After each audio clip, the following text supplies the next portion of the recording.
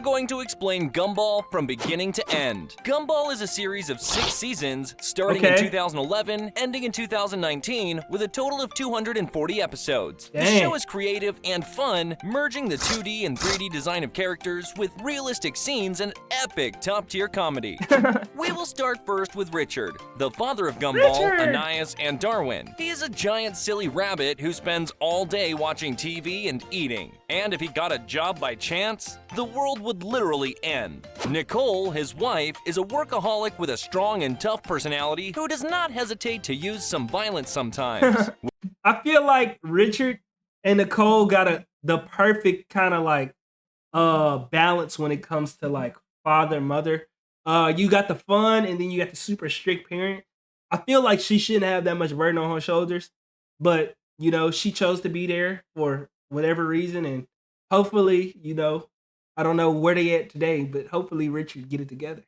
Which makes her and Anais the most rational characters. Indeed. The story begins with Richard, 42 years ago, when he was still a little rabbit abandoned by his father. His grandmother Jojo protected him by saying his dad went to fetch the milk and he was too innocent, so he Bro, no way. His dad went to fetch the milk? Dang, I know a lot of people out there could relate to that.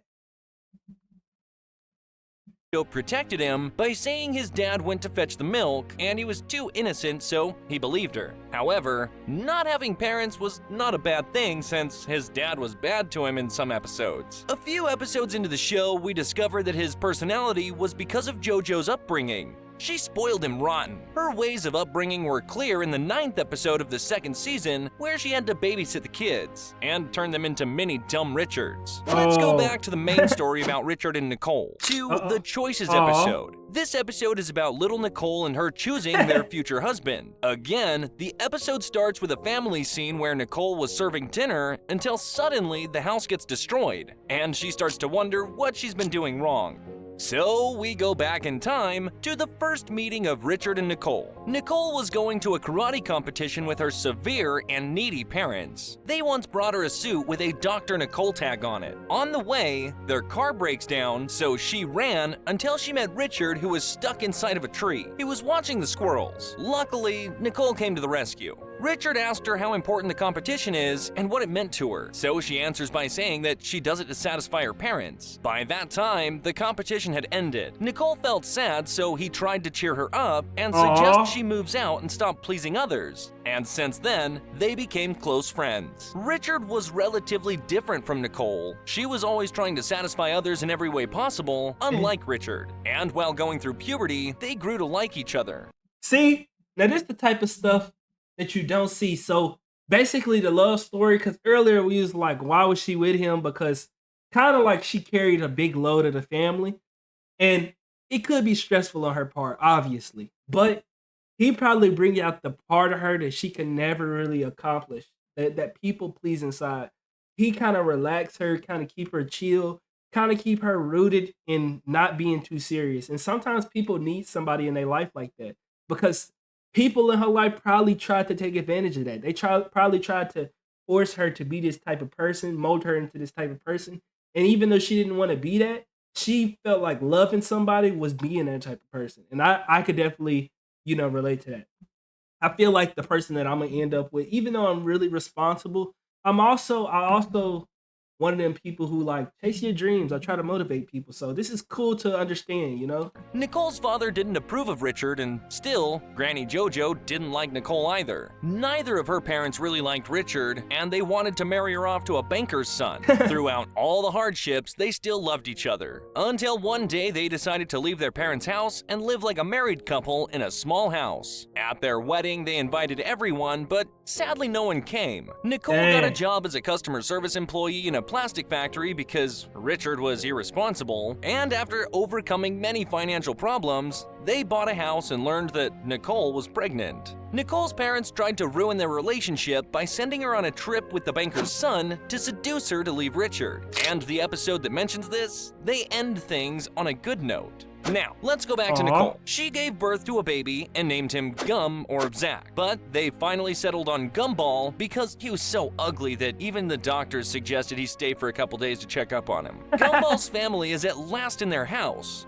new baby, and financial stability. And like any classic shoe, there has to be a grumpy neighbor, the Robinsons. Let's head to the main part of the cartoon, the appearance of the goldfish. The goldfish was a gift from Richard to Gumball because he didn't have friends. Gumball loved it and spent so much time with it, but unfortunately, the fish ended up flushed down the toilet. After many attempts for saving it, the fish died. Richard then decides to get him another one, so he went to the pet store, but he ended up buying a fish from a red van. And the owner of the red van told him that this was not a regular fish, so he has to take good care of it. But Richard didn't care and gave to Gumball, not knowing that the fish was able to speak.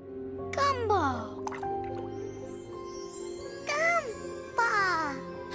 One day, and while taking a family picture, the fish spoke, and because of the shock, the fish fell down the toilet. Oh my gosh. Everybody thought that Darwin would never come back. But this little orange pet was so smart and refused to die. Hey, I'm on my way. I've got my lungs and to start, and I've got... And he somehow went back home while growing up fast through the journey to the Wattersons. So Darwin Watterson becomes the new member of this family. Darwin joins the school as Gumball's brother and friend. After a while, Anais, the pink little rabbit, joined their family. She was the evil genius that tortured them at the beginning, and because she was smart, she skipped some grades and joined her brothers. Until here we are. And the cool thing about it is, Anais was always kind of misunderstood. She was evil, but if you really paid attention during the episodes, she showed a lot of love. You know what I'm saying? She just had her own way of doing it. The Wattersons.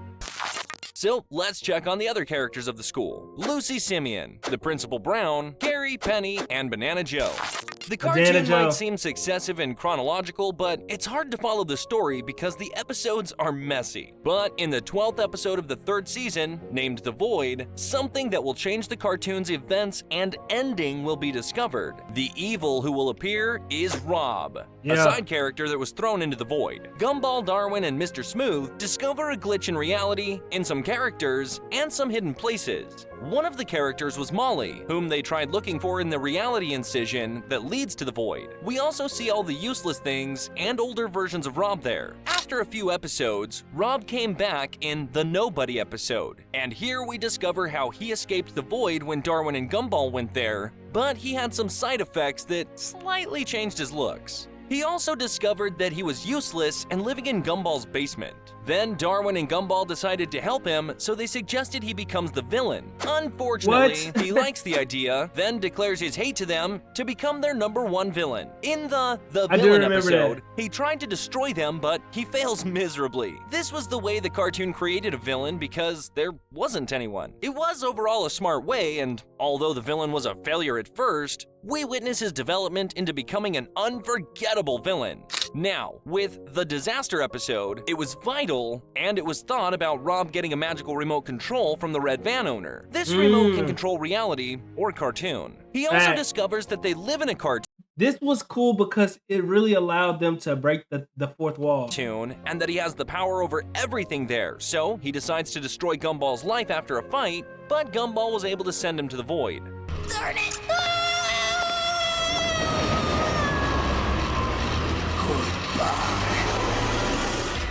To be continued in the Return episode of the 5th season. This is where Gumball teleported to the past to fix his mistakes and fight Rob again. But this time, he also went to the void to save Rob.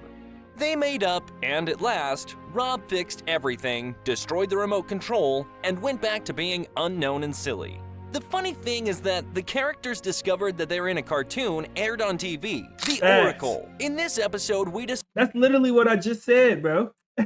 discovered that they're in a cartoon aired on TV, The Oracle. In this episode, we discovered that Banana Joe's mom, Barbara, was an oracle and that she was able to draw the future. Gumball noticed that in one picture of the past and events he never lived, that he was naked in the middle of a disaster surrounded by a ton of people. This happened in the last episode, where a picture gets drawn and leaves an unrevealed secret. Then we get to the future episode of the 6th season, where Rob felt the power of Banana Barbara, decided to kidnap her and make her draw the future, but with every attempt, he fails. Bro, he just killed another banana in front of her face. Kidnap her and make her draw the future, but with every attempt, he fails. even though she informed him that there is no future, at least for the time being. But at that moment, Gumball and Darwin arrived to rescue her and had an epic battle with Rob. They also discovered that the banana was not only able to predict the future, but also decide it. Rob took that opportunity to fight Gumball and Darwin, but he was defeated in the end, and they erased him from reality. In the last scene, they asked her to draw him funnily as a punishment. They then left him and wished to meet him in the future, which meant that he would come back, and this is what we'll see.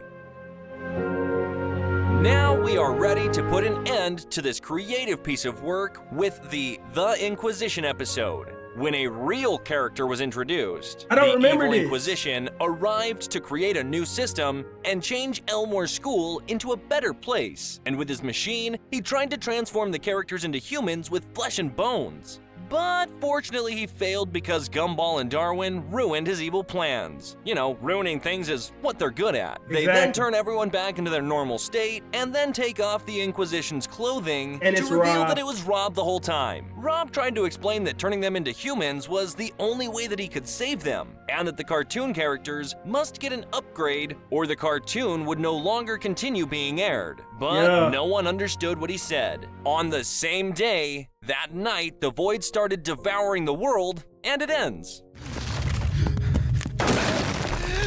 Bro, so Rob really wasn't the enemy, bro. We could have had Gumball forever. The ending didn't explain a lot, but the drawing that Barbara drew was the one of what would happen after that scene. And we will not discover what that is until the next movie is released. That's what we got about the amazing world of Gumball. If we missed anything, please let us know in the comments down below. Bro, so I stumbled upon this channel. This channel has so much good content. Let me know what video that I should do next. The name of the channel is Brief Tune. Go check out Brief Tune and let me know what video next. They got Phineas and Ferb, the from beginning to end. That might be interesting. It's a lot of Steven Universe. Y'all know the Steven Universe? Hey, they got some cool stuff on here. We Bare Bears. Ooh, Gravity Falls, beginning to the end. Man, let me know down in the comment section what we should do next. This should be a continued series. Without further ado, I'm out. Peace and love always.